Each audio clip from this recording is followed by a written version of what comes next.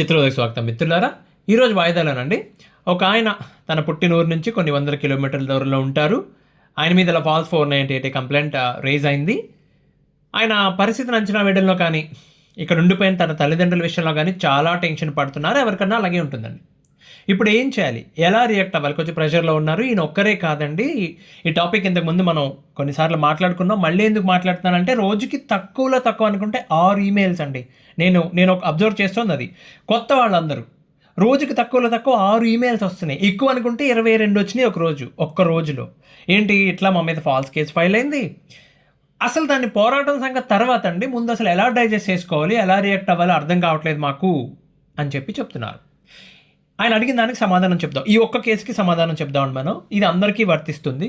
కాకపోతే చాలామంది ఏమంటారంటే, అంటే చాలామంది కాదు కొంతమంది, వాళ్ళు అనేది ఏంటంటే, నువ్వు ఇలా టిప్స్ ఇచ్చుకుంటూ 498 ఆర్ బిఎన్ఎస్ 85 ఎలా హ్యాండిల్ చేయాలో చెప్పుకుంటూ పోతూ ఉంటే తప్పు చేసినోడు కూడా దాన్ని యూటిలైజ్ చేసుకుంటే కష్టం కదా అని చెప్పేసి తప్పు చేసిన వాళ్ళకి షార్ట్ కట్లు కావాలి. ఇంత సహనం, ఓపిక ఎవడన్నా చెప్తాడా, ఎక్కడైనా దొరుకుతుందా ఏమీ వెతకరు. అసలు సిస్టమ్ని కానీ, పోలీసుని కానీ, కోర్టుని కానీ వాళ్ళు ఏమీ పట్టించుకోరు. వీలైతే కొనేద్దాం, లేకపోతే లైట్ తీసుకుందాం, గడిది కూడా చూసుకుందాం అనుకున్నట్టు ఉంటారు తప్ప ఎవ్వడూ భయపడ్డు. వీళ్ళందరూ అకౌంటబుల్ పీపుల్, రెస్పాన్సిబుల్ పీపుల్, ప్రశాంతంగా, మర్యాదగా, గౌరవంగా బ్రతుకుదాం అనుకున్న వాళ్ళకి భయాలన్నీ. సరే, ఇప్పుడు ఆయన చెప్పిన దాని ప్రకారం అండి, ఆయన ఏం చెప్తున్నారంటే 100% ఏదైతే వాళ్ళు ఎఫ్ఐఆర్లో రాశారో అవన్నీ ఫాల్స్. ఖచ్చితంగా చెప్పగలను, అవన్నీ అబద్ధాలు. రైట్, కరెక్టే. అలాగే ఆయన ఇండియాలో ఉండగా కంప్లైంట్ ఇచ్చారు, కానీ అప్పుడు ఎఫ్ఐఆర్ ఫైల్ అవ్వలేదు. ఆల్రెడీ ఒకసారి పోలీస్ స్టేషన్కి వెళ్ళి వచ్చారు పోలీసులు పిలిస్తే, కానీ అప్పటికి ఇంకా ఎఫ్ఐఆర్ ఫైల్ అవ్వలేదు. ఇంకొకటి ఏంటంటే, ఆయన తల్లిదండ్రులు పెద్దవాళ్ళని చెప్పి వాళ్ళ ఆరోగ్యం కూడా బాగలేదని చెప్పారు. ఈయనకు కూడా ఏదో కొంచెం పెద్ద హెల్త్ ఇష్యూ ఒకటి మెన్షన్ చేశారు, అదే ఉందని చెప్తున్నారు. వీటిని బేస్ చేసుకొని ఇప్పుడు మీరు ఏం చేస్తే బెటర్గా ఉంటుందో చెప్తాను నేను. మొట్టమొదటిగా మీరు చేయాల్సిన పని అండి, భయపడటం మానేయండి. మాస్టారు రూట్ కాజ్ ఏంటో చూడండి. భయానికి మూలం ఉంటుంది కదా, ఎందుకు భయపడుతున్నారు మీరు? మీ మీద లుక్అవుట్ సర్క్యులర్ ఇష్యూ చేస్తారనా, మీ ఇంటికి పోలీసులు వస్తారనా, మీ పేరెంట్స్ని అరెస్ట్ చేస్తారనా, వాళ్ళు కోర్టు చుట్టూ తిరగాల్సి వస్తుందనా, మీ పరుగు పోతుందనా, మీ ఆరోగ్యం దెబ్బతింటుందనా, సిస్టమ్ మొత్తం కాంప్రమైజ్ అయిపోయి మీకు శిక్షలు పడిపోతాయన్నా మీరు తప్పు చేయకపోయినా, మీ సేవింగ్స్, మీ సంపాదన అంతా లాగేసుకుంటారన్నా, దీని గురించి ఇప్పుడు నేను చెప్పిన ప్రతి దానికి సొల్యూషన్ ఉందండి. భయపడితే ఏదీ ప్రశాంతంగా అవ్వదు. మీరు తప్పు చేయలేదు అనుకుంటే మీకు శిక్ష పడే సమస్య లేదు. ఈ భయాలన్నీ కేవలం ఈ ప్రాసెస్ పూర్తయ్యే వరకు, ఆ కేసెస్ అన్నీ కోర్టుకు వెళ్ళే వరకే, తర్వాత కథ మారిపోతుంది. కాబట్టి భయాన్ని పక్కన పెట్టండి. భయం అనేది కేవలం జరిగింది లేకపోతే జరగబోయేది తలుచుకుంటే వచ్చే ఒక రియాక్షన్ మాత్రమే. ఈ పిరికితనం, ఈ భయం, ఇవన్నీ ఫ్రీ అండి. It's everything, it comes for free. కానీ ధైర్యం ఫ్రీగా దొరకదు. అది మీ నిర్ణయం, మీ సంకల్పం. కేవలం ప్రయత్నం చేత మాత్రమే ధైర్యంగా ఉండగలుగుతారు, అది ఎవరైనా కానీ. రైట్, మొదటిగా భయాన్ని పక్కన పెట్టేశాను. రెండోది, మీ మీద ఎక్కడైతే పోలీస్ కేసు అయిందో ఆ స్టేషన్కి, అంటే ఆ స్టేషన్ యొక్క ఇన్వెస్టిగేషన్ ఆఫీసర్ ఐఓ ఉంటారు కదా, ఆయనకి, లేకపోతే ఆ డిఎస్పీకి, ఆ జ్యూరిస్డిక్షన్లో ఉన్న నెక్స్ట్ డిఎస్పీకి, డిస్ట్రిక్ట్ ఎస్పీ ఆఫీస్కి, వీలైతే డీజీపీ ఆఫీస్కి కూడా వాళ్ళ ఈమెయిల్స్ దొరుకుతాయి, ఇంటర్నెట్లో దొరికితే బ్రహ్మాండంగా. అవి పట్టుకుని మెయిల్ పెట్టండి. ఏమని పెట్టాలి? మీ పేరు, మీ కేసు వివరాలు, మీరు అంటే ఏ ప్రాంతంలో ఉంటున్నారు కనీసం రాసి, ఇలా ఉద్యోగరీత్యా మీరు విదేశాల్లో ఉంటున్నారని చెప్పి, ఒకవేళ ఇండియాలోనే వేరే ప్రాంతంలో ఉన్నట్లయితే పలానా చోట ఉంటున్నారని చెప్పి ఆయన తప్పలేదండి. ఓకే, మీరు ఇలా విదేశంలో ఉన్నప్పుడే మీ పేరెంట్స్ మీద, మీ మీద ఎఫ్ఐఆర్ ఫైల్ అయిందని చెప్పి, ఎఫ్ఐఆర్కి ముందు ఒకసారి పోలీసులు పిలిస్తే స్టేషన్కి వచ్చారు, ఈ సంగతి మెన్షన్ చేయండి. అలాగే మీరు ఏ నెంబర్లో అందుబాటులో ఉంటారో, ఫోన్ కాల్ అయినా వాట్సాప్ కాల్ అయినా సరే క్లియర్గా మెన్షన్ చేయండి. ఏ టైంలో అయినా సంప్రదించవచ్చు అని చెప్పండి. వారు ఎఫ్ఐఆర్లో రాసినట్టుగా మీరు ఏ తప్పు చేయలేదని, సాక్ష్యాధారాలతో సహా నిరూపించుకోనక మీరు సిద్ధంగా ఉన్నారని, అలాగే కేసు విచారణకి పోలీసు వారికి పూర్తి సహకారం అందిస్తా అని చెప్పి, మీ తల్లిదండ్రులు పెద్దవాళ్ళు కనుక, పైగా వాళ్ళకి అనారోగ్యం ఉంది కాబట్టి వారి తరపున కూడా మీరే అన్నిటికీ సమాధానం చెప్తానని చెప్పి, లేదు వాళ్ళు చెప్పాల్సిందే లేకపోతే వాళ్ళు కూడా రావాల్సిందే అంటే మా అడ్వకేట్ వస్తారు, మా అడ్వకేట్ సమక్షంలో మా తల్లిదండ్రులు కూడా అడిగిన ప్రశ్నలకు సమాధానం చెప్తారని చెప్పి మెన్షన్ చేయండి. కాబట్టి దయ ఉంచి కేసు విచారణను పూర్తి చేసి, మీ దగ్గర ఉన్న సాక్ష్యాధారాలను కూడా అంటే ఎవరైతే మీ భర్త ఉన్నారో మీ దగ్గర ఉన్న ఎవిడెన్సెస్ని కూడా పోలీసులు పరిగణలోకి తీసుకుని కేసు నడిపించి ఛార్జ్షీట్ ఫైల్ చేయాలని చెప్తూ ఒక ఈమెయిల్ రాసి పడేయండి. దానివల్ల ఉపయోగం ఏంటంటే అండి, వాళ్ళంత తొందరపడి ఏ నిర్ణయం తీసుకోరు. ఓకే. లుకౌట్ సర్క్యులర్ ఇష్యూ చేసేడాలు, అరెస్ట్ వారెంట్ ఇలాంటి పనులు చేయరండి. ఎందుకంటే వాళ్ళకి భయం ఉంటుంది. వాళ్ళు ఒక్కళ్ళ దగ్గర లేదు అది కేసు అది. ఓకే. అది చాలామంది ఇన్వాల్వ్ అయి ఉన్నారు దాంట్లో. ఒకళ్ళిద్దరు కాదు చాలామంది ఇన్వాల్వ్ అయి ఉన్నారు. కాబట్టి చాలా జాగ్రత్తగా ఉంటారు వాళ్ళు. ఏమండి? మూడవది, ఇందులో అరెస్ట్ ఉంటుందా? ఉండదండి. 99% ఉండదు. ఒకవేళ మీకు ప్రాసెస్ తెలియకపోతే తప్ప 498A లేదా BNS 85లో ఇమీడియట్ అరెస్ట్లు ఎప్పుడూ తీసేశారు. మీ పేరెంట్స్కి 41 నోటీస్ ఇస్తారండి. అంటే ఇప్పుడు సెక్షన్ 35 అంటున్నారు కదా, దాన్ని నోటీస్ ఇస్తారు. మీకు స్టేషన్కి వచ్చి కలెక్ట్ చేసుకోమంటారు. అడ్వకేట్ ఉంటే కూడా వెళ్ళమని చెప్పండి. వెళ్ళకపోయినా వాళ్ళ అనారోగ్యం ఉంటే మీరు పోలీస్కి చెప్పొచ్చు, సార్ కొంచెం ఇచ్చేసేయండి సార్ చెప్పొచ్చు. ఇక్కడే ఉన్నామండి, దగ్గరలోనే ఉన్నాం, మీరు ఎవరైనా కొంచెం కానిస్టేబుల్ ఎవరికైనా పంపించి ఇచ్చేసేయండి 41 నోటీసు. లేదు అడ్వకేట్ వెళ్ళి అరే ఇక మీరు మాట్లాడుకోవడం బట్టి ఉంటుంది. గట్టిగా మాట్లాడితే మీకు కూడా వాట్సాప్లో పంపించేస్తారు వాళ్ళు. ఓకే. ఆ తర్వాత వాళ్ళు ఛార్జ్ షీట్ ఫైల్ చేస్తారు. విచారణ చేసి వాళ్ళ సాక్ష్యాధారాలన్నీ పరిశీలించి సాక్షులు ఎవరైతే ఉన్నారో వాళ్ళతో మాట్లాడి ఛార్జ్ షీట్ ఫైల్ చేసి కోర్టుకి పంపిస్తారో అప్పుడు చూసుకుందరు. కానీ నెక్స్ట్ ఏంటి, ఇందులో ఎల్ఓసి ఇష్యూ చేస్తారా, లుక్అవుట్ సర్క్యులర్ ఇష్యూ చేస్తారా? అంత ఈజీ కాదండి. ఎల్ఓసీలు అలా ఏది పడితే అది మనం కొట్టుకెళ్ళి మిరపకాయ బజ్జీ కొనుక్కున్నంత ఈజీ కాదు అది. మీరు పోలీసులకు అందుబాటులో ఉన్నంతకాలం ఫోన్కి రీచ్ అవుతున్నారా లేదా, వాళ్ళు అడిగే అన్నిటికీ సమాధానం చెప్తున్నారా లేదా, అలాగే ఎస్పీ ఆఫీస్ వరకు మెయిల్ పెట్టారనుకోండి, ఏమీ భయపడద్దు. ఒకటి గుర్తుపెట్టుకోండి, ఒక్క పాయింట్ మాత్రం గుర్తుపెట్టుకోండి. పోలీసులతో వ్యవహారం ఎలా ఉంటుందంటే అండి, మీరు ఎంత చేసినా, ఎంత అణిగి మొణిగి ఉన్నా, అన్నీ ప్రొవైడ్ చేసినా, వాళ్ళు అడిగినవన్నీ ఎవిడెన్సెస్ ఇస్తున్నారు, వాళ్ళతో మాట్లాడుతున్నారు, ఎప్పుడు ఫోన్ చేసినా తీస్తున్నారు. ఒకవేళ మీరు రీచ్ కాగలేకపోతే తిరిగి మీరే కాల్ చేసి మరీ మాట్లాడుతున్నారు. ఇంత జాగ్రత్తగా ఉన్నా వాళ్ళు తలుచుకుంటే అరెస్ట్ వారెంట్లు ఇష్యూ చేయగలరు, ఎల్ఓసీలు ఇష్యూ చేయగలరు. మీరు గుర్తుందా లేదో, అప్పట్లో మనకి జగన్మోహన్ రెడ్డి గారు ముఖ్యమంత్రిగా ఉన్నప్పుడు జగన్మోహన్ రెడ్డి గారిని మానభంగం చేయబోయారని చెప్పి ఇంకొక వ్యక్తి మీద, అబ్బాయి మీద కేసు పెట్టారు. జడ్జి గారు ఏమండి సెక్షన్ చూసుకోవద్దా అని చెప్తే అడిగితే అది చూసుకోలేదు సార్. సో ఏదన్నా చేయొచ్చు వాళ్ళు తలుచుకుంటే. మీరు పక్క ఇదిలో ఉన్నా సరే ఎవరు ఏం చేయలేరు. వాళ్ళు పెట్టేయాలనుకుంటే పెట్టేసుకోవచ్చు కేసు. రైట్. సో ఇమీడియట్గా ఒక అడ్వకేట్ని పెట్టుకోండి. నెక్స్ట్ మీరు చేయాల్సిన పని ఇమీడియట్గా ఒక అడ్వకేట్ని పెట్టుకోండి. ఇక ఒకవేళ ఇప్పటికే మాట్లాడుంటే పర్లేదు, కానీ లేకపోతే కనుక ఇమీడియట్గా ఒక అడ్వకేట్ని పెట్టుకోండి. మీరు చాలామందిని చూస్తూ ఉంటా అండి, సార్ మంచి అడ్వకేట్ ఎవరన్నట్టు సజెస్ట్ చేయండి అంటే. మంచి అంటే ఏంటి దీంట్లో? అంటే మోసం చేసైనా సరే మిమ్మల్ని గెలిపించే వాళ్ళు కావాలా, లేకపోతే నిజాయితీగా పనిచేసేవాళ్ళ? మంచికి డెఫినేషన్ ఏంటి? అలాంటి వాళ్ళు ఎక్కడ దొరకరండి. అడ్వకేట్ అంటే కొంచెం ఎక్స్పీరియన్స్ ఉంది, ప్రాసెస్ తెలుసు. ఓకే. ప్రతిదానికి మిమ్మల్ని క్వశ్చన్ చేయట్లేదు ఆయన. ఒక అడ్వకేట్ ఒక ఆయన నన్ను ఆర్సీఆర్ అంటే ఏంటంటే అని అడిగాడు. ఒక్కసారి నేను బయటికి వెళ్ళి కాఫీ తాగొచ్చి మాస్టరు ఇంకొకరితో మాట్లాడతాను నేను చెప్పి. ఓకే. సో మీతో మాట్లాడడానికి కొంచెం టైం ఇచ్చేవాళ్ళు, టైం స్పెండ్ చేయగలిగి డబ్బులు మీకు అనుకూలంగా ఉండే రేంజ్లో ఉంటే చాలండి, మహద్భాగ్యం. అలాంటి వాళ్ళు దొరికితే పెట్టేసుకోండి. మీ చుట్టాలు స్నేహితులు ఎప్పుడు చెప్తాను నేను ఇది, ఎందుకంటే రెఫరెన్స్తో వెళ్ళేది ఎప్పుడు పని అవుతుంది. ఓకే. కాబట్టి జాగ్రత్తగా ముందు ఒక అడ్వకేట్ని మాట్లాడుకోండి. ఎవరైనా పర్లేదు, ఒక అడ్వకేట్ చేతిలో ఉండాలి. నెక్స్ట్ చాలా ముఖ్యమైన విషయం డబ్బుల విషయం. మీరు ఇక్కడ కేసు అవుతుంది, గోల మొదలవుతుందని తెలిసినా కూడా మీ ఉద్యోగం కోసం దేశం వదిలి వేరే దేశం వెళ్ళిపోయారు. మంచి పని చేశారండి. ఎందుకంటే అండి అక్కడ ఉంటే చేతిలో కనీసం డబ్బన్నా ఉంటుంది. ఇలా ఇష్యూస్ ఉన్నప్పుడు మన జీవితంలో ఎప్పుడన్నా సరే ఒక ప్రాబ్లం ఉన్నప్పుడు ఒకటి మనం టైం ఇవ్వగలగాలి, లేదా డబ్బులు ఇవ్వగలగాలి. మొదటిది మీ వల్ల కాదు కాబట్టి ఇక్కడ రెండోది ఖర్చు పెట్టాలి, తప్పదండి.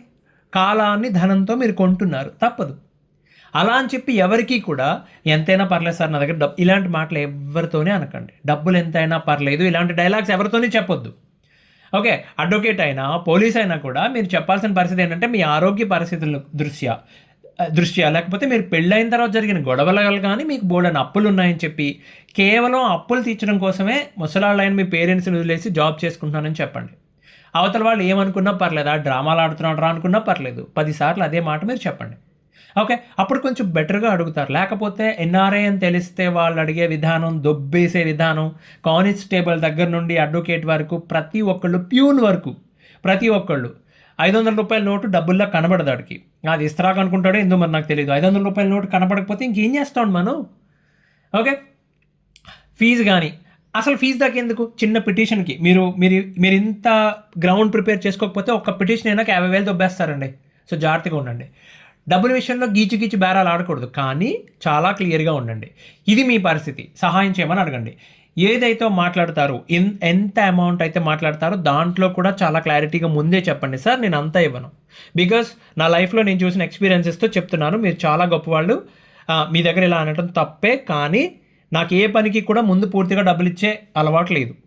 నేను కొంత ఇస్తే అడ్వాన్స్, మీరు పని చేసి పెట్టండి, మీకు చెప్పిన డేట్లో పని అయిందని చెప్పిన మరుక్షణం నేను మీ డబ్బులు మీకు ఇచ్చేస్తాను. నేను కూడా అరేంజ్ చేసుకోవాలి కదా సార్, నేను చెప్పాను కదా పరిస్థితి ఎలా ఉంది నాదని చెప్పి చెప్పండి. డబ్బులు ముందు ఇవ్వడం నేరంతో సమానం నా దృష్టిలో. ఎందుకంటే ఎవడో పంచాడు డబ్బులు ముందు ఇచ్చేస్తే, అలా అని ఏమి ఇవ్వకపోతే అప్పుడు కూడా పంచారు. కాబట్టి బ్యాలెన్స్డ్గా వెళ్ళండి. ఇప్పుడు మీరు యాంటిసిపేటరీ బెయిల్ అప్లై చేయాలా? మీ మీద ఉన్నది కేవలం గృహహింస లేదా వరకట్న వేధింపుల కేసు అయితే గనక యాంటిసిపేటరీ బెయిల్ ఇమీడియట్గా అవసరం లేదండి. 41 CRPC తీసుకుంటారు వాళ్ళు. ఒకవేళ మీరు దేశంలో లేరు కాబట్టి అరెస్ట్ వారెంట్ ఇష్యూ చేసి దాన్ని పట్టుకుని LOC ఇష్యూ చేపిస్తే చేయనివ్వండి, హైకోర్టుకి వెళ్ళి మీరు వెనక్కి తెచ్చుకుందరు. కానీ that's not an easy process, but మీ దగ్గర వేరే ఆప్షన్ లేదు ఇప్పుడు అది. ఓకే, ఇంకేమన్నా ఇవి కాకుండా మీ మీద హత్యానేరాలు, పెద్ద పెద్ద యూనో దాన్ని ఏంటంటారు, దారి దోపిడీలు ఇలాంటివి చేసినట్టు ఏమైనా సెక్షన్స్ ఉంటే మనం ఏం చేయలేం, దానికి యాంటిసిపేటరీ తీసుకోవాల్సి ఉంటుంది. ఒక అడ్వకేట్ని మాట్లాడుకొని ముందు FIR తెప్పించుకోండి, అప్పుడు మీకు అర్థమవుతుంది. నెక్స్ట్, మీ తల్లిదండ్రులు కూర్చోబెట్టి మాట్లాడండి సార్, వాళ్ళకి ఏమీ భయం లేదని, ప్రతి 10 ఏళ్లలో ఒక ఫ్యామిలీ ఇలాగే ఉందని, ఏం జరిగినా మీరు చూసుకుంటానని చెప్పి ధైర్యం చెప్పండి. అలాగే వాళ్ళ చేతికి FIRలు కానీ, పిటిషన్లు కానీ, వాళ్ళు ఫైల్ చేసే కౌంటర్లు కానీ, ఓకే, ఏది వాళ్ళ చేతికి అందనివ్వకండి. ఒకవేళ అందినా చదవద్దని ముందే చెప్పండి క్లియర్గా. మనసులు పాడు చేసేసుకుంటారు, నాకు తెలుసు, చాలా దారుణంగా మనసు పాడు అదంతా అబద్ధం అని తెలుసు, అట్లా పెడితే తప్ప కేసు అవ్వదని వాళ్ళకే తెలుసు, బట్ స్టిల్ బాధపడిపోతారు. కోర్టు నుంచి నోటీస్ వస్తే మీ ఫ్రెండ్కి ఎవరికన్నా ఇమ్మని చెప్పండి. మీ ఫ్రెండ్ కజిన్ ఎవరికైనా ఉంటారు కదా, వాళ్ళని తీసుకెళ్ళి ఒక ఫోటో తీసి మీకు పంపించమని చెప్పండి, అది తీసుకెళ్ళి అడ్వకేట్కి ఇమ్మని చెప్పండి. మానసిక ధైర్యం చాలా అవసరం అండి. ఓకే, వాళ్ళ పని ఏదో వాళ్ళు చేసుకోమనండి, మీరు చక్కగా ఉన్నా అని చెప్పండి. వీలైతే హ్యాపీగా భోజనం చేస్తున్నప్పుడు వెనకాల టీవీలో ఏదో సినిమా రన్ అవుతుంటే మ్యూట్లో పెట్టి అప్పుడు వీడియో కాల్ చేయండి. మీ వాళ్ళకి కొంచెం కాన్ఫిడెన్స్ వస్తుందా, మనోడు కూల్గానే ఉన్నాడు, ఓకే. ఎందుకు ఇన్న చెప్తున్నాను, ఓకే, ఫాల్స్ కేసులు ఫేస్ చేస్తున్న వాళ్ళు మీ తప్పు లేకుండా మీ మీద కేసు ఫైల్ అయితే మానసికంగా చాలా కృంగిపోతారు. కోడల్ని నానా హింసలు పెట్టి కేసు ఫైల్ అయితే ఇంకా రెచ్చిపోతారు, ఇంకా కోప్పడిపోతారు. దాని సంగతి వాళ్ళకి మనం ఇన్ని చెప్పాల్సిన అవసరంలా, వాళ్ళు తలకే వాళ్ళే గోడ కేసు కొట్టుకుంటారు, వాళ్ళకి వదిలేద్దాం. నేను చెప్పేది ఫాల్స్ కేసులు ఫేస్ చేస్తున్న వాళ్ళ గురించి అండి. మీ తల్లిదండ్రుల్ని కేర్ఫుల్గా చూసుకోవడం మీ బాధ్యతే, రైట్. తర్వాత నెక్స్ట్ లెవెల్లో డాక్యుమెంట్ చేయడం మొదలు పెట్టండి. ఏం చేయాలి, మీ టైం లైన్ ఫైల్ ఉంటుంది కదా, అది ప్రిపేర్ చేయండి. పెళ్ళి ఎప్పుడు జరిగింది, ఇద్దరు విదేశం ఎప్పుడు వెళ్ళారు, గొడవలు ఎప్పుడు మొదలయ్యాయి, కారణం ఏంటి, అంటే రూట్ కాజ్ ఏంటి, మోటివ్ ఏంటి, ఇండియా తిరిగి ఎప్పుడు వచ్చారు, మీ మీద కంప్లైంట్ ఎప్పుడు ఇచ్చారు, ఆ రోజు ఏం జరిగింది అసలు, తర్వాత మీరు తిరిగి ఎప్పుడు US are Australia are Canada మీరు చేస్తున్నారు కదా అక్కడికి వెళ్ళిపోయారు, FIR ఎప్పుడు ఫైల్ అయింది, ఓకే. మీకు కానీ మీ పేరెంట్స్కి కానీ హెల్త్ ఇష్యూస్ ఉన్నాయి కదా, వాటి తాలూకా మెడికల్ రికార్డ్స్, ఇంకా మీ ట్రావెల్ రికార్డ్స్, ముఖ్యమైన ఈమెయిల్స్, చాటింగ్స్, ఫైనాన్షియల్ ట్రాన్స్ఫర్స్, అలాగే మీరు హ్యాపీగా ఉన్నప్పుడు మూమెంట్స్ తాలూకా ఎవిడెన్స్, ఎక్కడికన్నా వెళ్ళిన సినిమాలు, రెస్టారెంట్స్, వెకేషన్స్, లేకపోతే హాలిడేస్, ఫెస్టివల్స్, ప్రతి దానికి ఎవిడెన్స్ ఉంటే కలెక్ట్ చేసి పెట్టుకోండి, ఓకే. అంటే అలాగే క్రిమినల్ కేసు ఫైల్ చేస్తే వాళ్ళు వేసిన ఎవిడెన్స్ని బట్టి, అంటే వాళ్ళు వేసిన కౌంటరో పిటిషన్ బట్టి మనం ఎవిడెన్స్ ఎలా ప్రిపేర్ చేయాలో ఒక డీటెయిల్ వీడియో చేశాను నేను, అది కూడా చూడండి. వీలైతే మెల్లిగా చేద్దరు, ఇది కంగారు ఏం లేదు, చేద్దరు మెల్లిగా. నెక్స్ట్, క్వాష్కి హైకోర్టుకి వెళ్ళొచ్చా? 2 స్టేజెస్లో అండి. ఒకటి, FIR మొత్తాన్ని క్వాష్ చేయమని, లేదా ఆ కేసులోంచి పేరెంట్స్ పేర్లు తీసేయమని, ఇలా 2 రకాలుగా వెళ్తారు మీరు. వాళ్ళు చేసిన కంప్లైంట్లో అండి, మీలో ఎవరి మీద అయినా సరే అలిగేషన్ సరిగ్గా లేకపోతే, అంటే నన్ను టార్చర్ చేశారని 10 సార్లు టార్చర్ అనే పదం వాడారు, కానీ టార్చర్ అనే దానికి ఎక్కడ డెఫినేషన్ రాయలేదనుకోండి, అలాగే నన్ను చేయి చేసుకున్నారు, ఇంట్లోంచి గెంటేశారు, ఇలా రాశారు, అది ఎప్పుడు జరిగింది, ఏ కాలం, ఏ రోజు, ఏ టైం, ఏమీ లేవు, లేకపోతే ప్రత్యక్ష సాక్షులు కానీ సాక్ష్యాలు కానీ ఏమీ లేవనుకోండి, అవి మెన్షన్ కూడా చేయలేదనుకోండి ఉన్నట్టు, అప్పుడు కూడా మీరు క్వాష్కి వెళ్ళొచ్చు. ఎందుకంటే ఇప్పటివరకు క్వాష్ వచ్చినవన్నీ కూడా అలాంటి కేసెస్లోనే. ఏమండి, అప్పుడు కూడా వాళ్ళు ఏం చెప్తారు, మీరు వెళ్ళినా కానీ ఛార్జ్షీట్ ఫైల్ ఏమైనా సార్ అప్పుడు చూద్దాం అంటారు. తీరా ఛార్జ్షీట్ ఫైల్ అయిన తర్వాత ఏం చెప్తారు వాళ్ళు, వెళ్ళి సార్ ఛార్జ్షీట్ ఫైల్ అయింది కదా, దాంట్లో కూడా వాళ్ళకి ఏ ఎవిడెన్స్ దొరకలేదు పోలీసులు, కానీ వెళ్తే వాళ్ళు ఏమంటారు, అవతల పక్క వాళ్ళు పబ్లిక్ ప్రాసిక్యూటర్ గారి చేతులు 2 దగ్గర పెట్టి, అదేంటి సార్ దాంట్లో 6 ప్రత్యక్ష సాక్షులు పేర్లు ఇచ్చారు సార్, వాళ్ళు ఇచ్చింది వాళ్ళ మేనమామ మేనత్త పేర్లే, బట్ స్టిల్ వీళ్ళు అంటారనమాట 6 ప్రత్యక్ష సాక్షులు ఉన్నారండి, వాళ్ళని విచారించకుండా క్వాష్ అలా చేసేస్తారంటారు. అప్పుడు ఏం జరుగుతుంది, కోర్టు అందరికీ అవకాశం ఇవ్వాలి కదా, ఓకేనా ట్రయల్ చూసుకోండి అంటారు. కానీ మీ తల్లిదండ్రుల పేరు మీద వెళ్తే ఆ మాట అనే ముందు ఆలోచిస్తారు, ఏమయ్యా ఒక్క అలిగేషన్ కూడా సరిగ్గా లేదు కదా, అలిగేషనే సరిగ్గా లేనప్పుడు వాళ్ళ సాక్ష్యం ఏం చెప్తారు, సాక్ష్యం దేని మీద చెప్పాలి? వాళ్ళు వేసిన పిటిషన్ పైన, లేదా వాళ్ళు వేసిన కౌంటర్ పైన, దీని మీద కదా సాక్ష్యం చెప్పాలి. అలిగేషనే సరిగ్గా లేదు, ఏం చెప్తారు అని అడుగుతారు. అందుకనే నేను చెప్తాను, ఒకవేళ క్వాష్కి వెళ్ళాల్సి వస్తే పేరెంట్స్ పేరు మీద వెళ్ళండి, ఈజీగా దొరుకుతుంది. వాళ్ళది సక్సెస్ అయింది అనుకోండి, అప్పుడు మీరు ట్రై చేద్దరు. నెక్స్ట్, పోలీస్ వాళ్ళతో ఎలా డీల్ చేయాలి?